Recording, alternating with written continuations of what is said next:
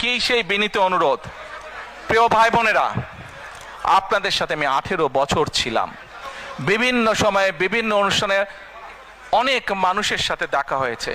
আপনাদের সাথে বহু স্মৃতি আমার রয়ে গিয়েছে। আপনাদের সাথে বহু দুঃখ কষ্ট আমি শেয়ার করেছি। আপনারা বিভিন্ন সময়, আমার বক্তব্যের শুরুতেই বলেছি, যুক্তরাজ্য সহ বিভিন্ন দেশের প্রবাসী, বিশেষ করে যারা জাতীয়তাবাদী বাংলাদেশি জাতীয়তাবাদের রাজনীতিতে বিশ্বাস করেন, আপনারা বহু মানুষ বিভিন্ন সময় আমার পরিবারের দলের বিপদের সময় আমাকে মানসিকভাবে সাহস দিয়েছেন, সহযোগিতা করেছেন, সমর্থন জুগিয়েছেন।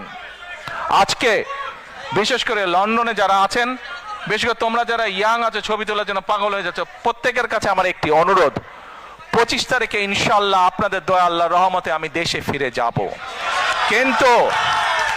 কিন্তু এখানে উপস্থিত, এই ঘরে উপস্থিত প্রত্যেকটি মানুষের কাছে আমার অনুরোধ, দয়া করে কেউ আপনারা এয়ারপোর্টে সেদিন যাবেন না। দয়া করে কেউ আপনারা এয়ারপোর্টে যাবেন না আপনারা, কারণ এয়ারপোর্টে গেলে একটি হট্টগোল তৈরি হবে এবং মানুষ জানবে যে এরা সব বাংলাদেশি, এবং দেশের সুনাম নষ্ট হবে, দলের সুনাম নষ্ট হবে।